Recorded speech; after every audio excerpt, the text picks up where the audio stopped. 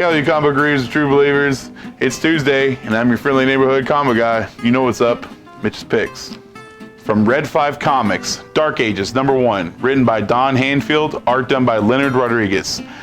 This book actually takes place during the modern day. Ethan is taking his wife and his daughter out, trying to show his daughter about all the cool rock carvings that he does. I think he's an anthropologist, can't say that word right.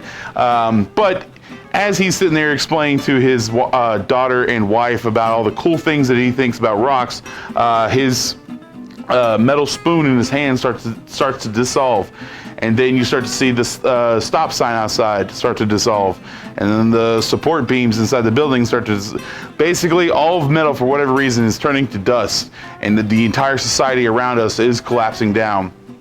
Cut to 13 years later, Ethan has completely reforged how he lives their lives. Without metal being in the world anymore, it's become a world of plastics, stone, and wood. And Ethan and his now children now have to, I guess, brave this new world that's out there. This is a new series from Red 5 Comics, another kind of more independent, but the idea of the entire world losing all of its metal supply and then trying to stay together as best that they could. Of course, there's going to be small factions here and there, but this post-metal world seems to have a empress who's already trying to enact how other people should live in this new world and whatnot. Really cool concept, really good art. Highly recommend it, guys. Check it out. From DC Comics, Sinestro Year of the Villain, one-shot, written by Mark Russell, art done by Yildre Sinar. This is a one-shot coming out of DC Comics, spinning out of the whole Year of the Villain stuff. There's not really a line, a book, I guess you could say, that you need to follow for Year of the Villain. Just know this taking place mostly in Justice League, but Batgirl has some stories along with other series as well.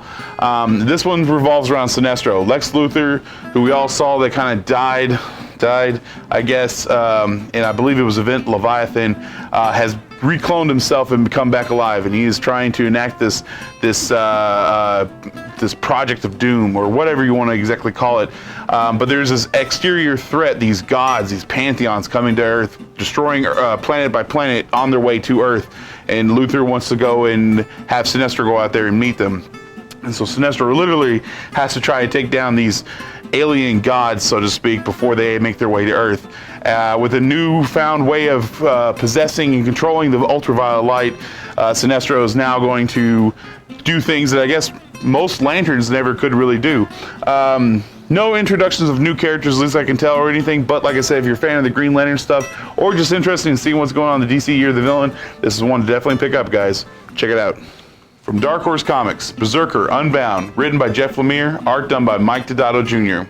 A very Conan-esque person the story revolves around. They call him the Mongrel, the Berserker, goes by many different names. But all he knows is that he's lost his wife and his child to roaming, I guess, armies, just kind of going around taking over his whole land. And while he was out fighting these, what he calls unnecessary wars, his wife and daughter were killed. And he really sees no reason to kind of continue on, but for some reason it drives him to continue to keep fighting. But getting so badly injured, he has to retreat into a cave, in which case he sees these glyphs that kind of pop up in front of him, and he just passes through one, just not even thinking anything about it, thinking that this is the afterlife, he's dead. Only to wake up in a forest, being poked by a man who is in modern day clothing and is asking if he's here to rob him. Noticing that he's hurt, he walks off to go get a bandage to help the man out, as the Berserker looks up and sees a skyscraper. And somehow, I'm not really sure exactly what's going on as far as where those glyphs came from, why he was specifically put here, but it does seem to have a very Conan the Barbarian set into a modern day scenario. Anything written by Jeff Lemire, I'm usually the least interested in checking out, especially if it deals with like Berserker or superhero stuff. And Mike Deodato Jr. has wonderful art, guys, so this is a great team and a good story. I highly recommend this one, guys. Check it out. From Marvel Comics, Absolute Carnage #1, written by Donny Cates, art done by Ryan Stegman. This is it, guys. This is the long time coming, I guess you could say. Donny Cates has been laying the groundwork in this in his Venom series since he's been writing this story, and now it's all come to fruition. After all the Web of Venom stuff, after all the little one-shots, even the Free Comic Book Day one-shot, it is starting. Cletus Cassidy is trying to, well, he seems to be trying to revive Null. Null, which is at the center of the planet symbiotes, is basically being held down by all this. But as long as Cletus goes around and collects all the codexes, which are little bits of symbiote that are left on people's DNA, people that were infected by the symbiote, they'll always have like a stamp, so to speak. And Cletus, every time he collects a little bit more of that, he gains more power, becomes more powerful, and eventually gets that much closer to releasing the god of symbiotes, Null. Eddie knows about what's going on. He's trying everything he can to stop it, even going as far as teaming up with people that he may not like, such as Spider-Man. This is the beginning of this, I believe, 6-part miniseries. There will be 4 other miniseries runs along with it. And a couple of one-shots, and some of the series will start tying in. Obviously, Venom's going to be tying into it, and Spider-Man, I believe even maybe an Avengers book will be tying in as well. This is the first issue. We have plenty of different variant covers and plenty of copies for everyone. It is a little bit pricier, $7.99, but like I said, it kicks off the biggest symbiote story that's been written in a very, very long time, possibly forever. You definitely don't want to miss this one, guys. Highly, highly recommend it. Even if you're not a big symbiote or even Spider-Man fan, it's a good horror story. Check it out. From Source Point Press, a comic for Flint Hope, one-shot. Collaborated by many different artists and writers, mostly put together by Jonathan Denier, though. This book is a one-shot. It has 5 mini-stories inside of it.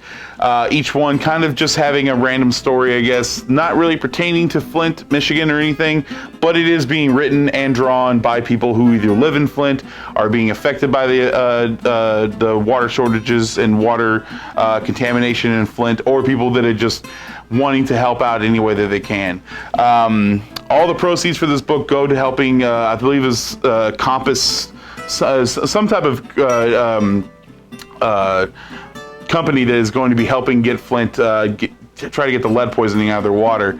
Like I said, there's nothing that is really standing out at this as far as, like, I don't recognize any of the names, but it is still a good gesture. I'm going to have to get myself a copy.